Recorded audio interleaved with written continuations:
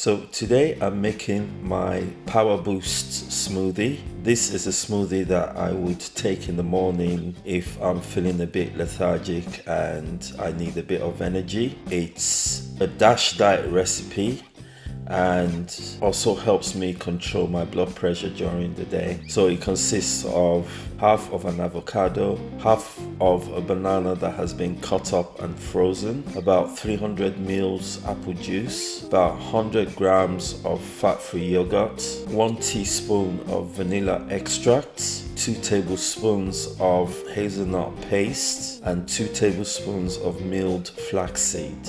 To make this smoothie, transfer all the ingredients into the blender container and blend everything together for about a minute, after which you can serve. Click on the pop-up screen to see other DASH diet recipes on this channel. I hope you found this video interesting. If you have, click on the like button and subscribe if you haven't. And I'll see you in the next video. Take care. Bye.